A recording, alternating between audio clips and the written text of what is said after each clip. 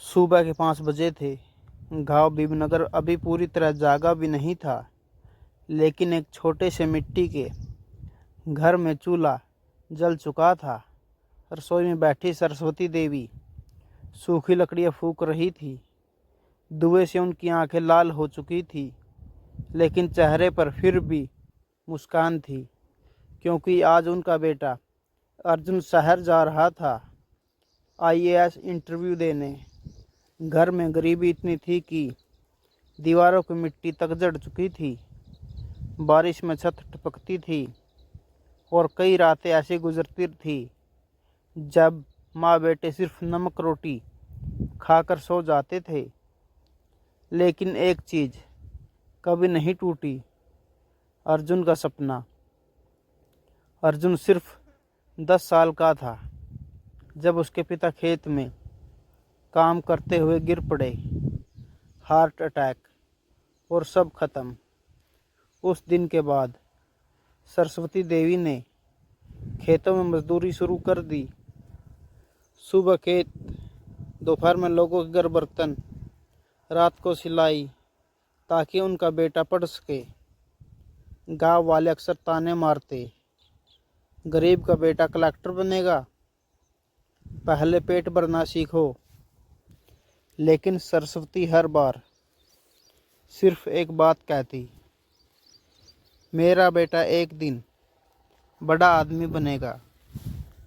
सालों की मेहनत के बाद अर्जुन यूपीएससी इंटरव्यू तक पहुंच गया।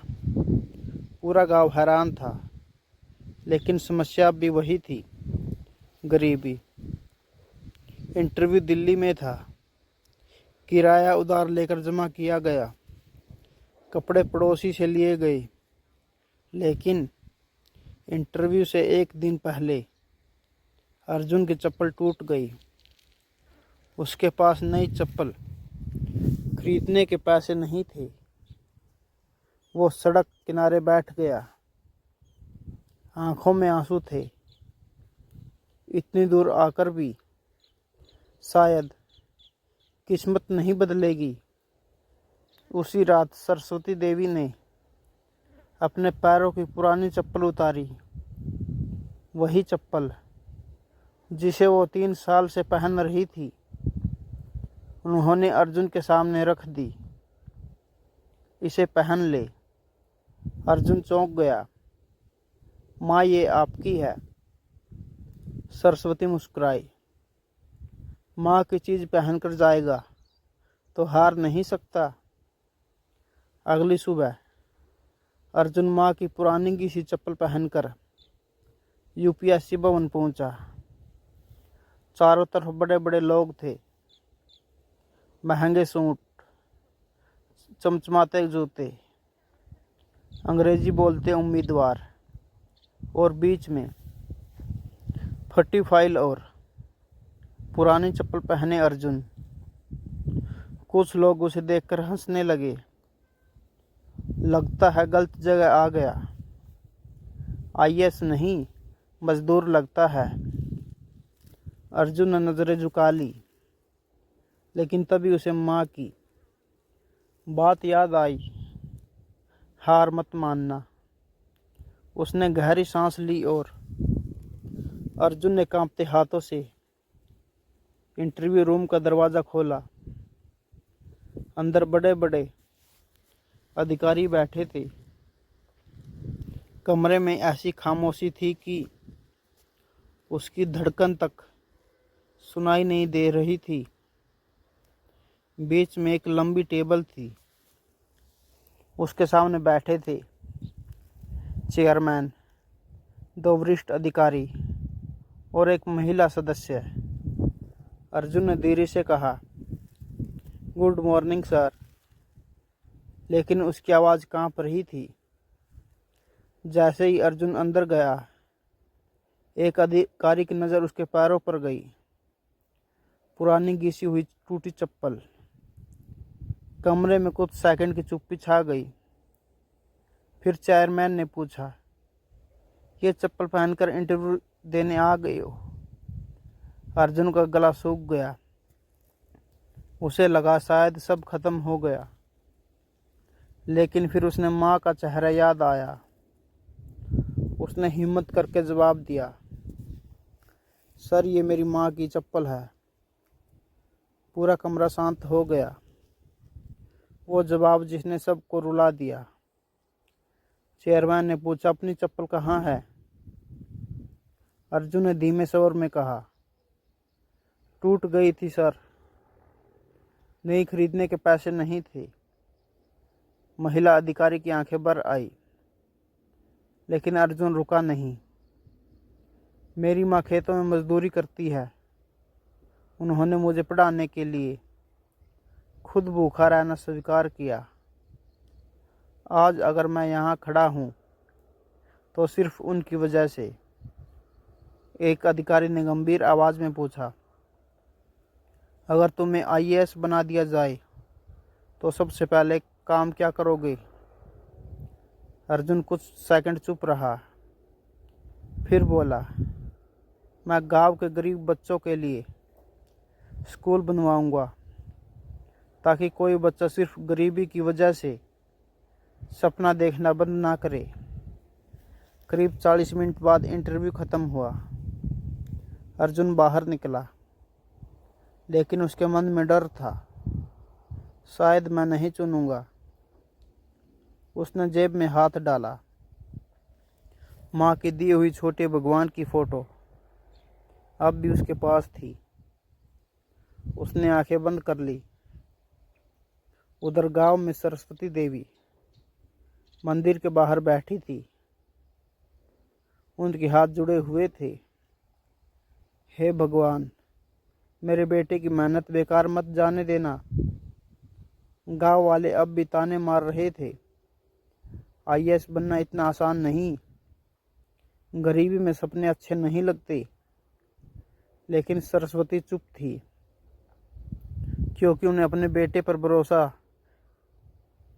3 महीने बाद यूपीएससी का रिजल्ट आने वाला था। पूरा गांव चौपाल पर जमा था।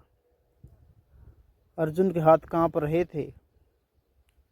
उसने मोबाइल में रोल नंबर डाला और अगले ही पल उसकी आंखों से आंसू निकल पड़े। स्क्रीन पर लिखा था, Arjun Kumar selected for IAS. पूरा गांव स्तब्ध रह गया। सरस्वती देवी कुछ सेकंड समझ नहीं पाई। क्या हुआ बेटा? अर्जुन दौड़कर माँ के पैरों में गिर पड़ा।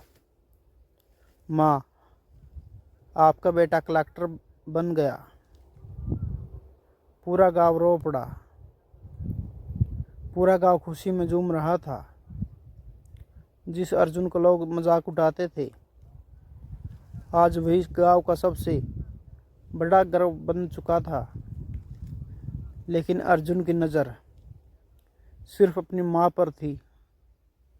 सरस्वती देवी अब भी विश्वास नहीं कर पा रही थी।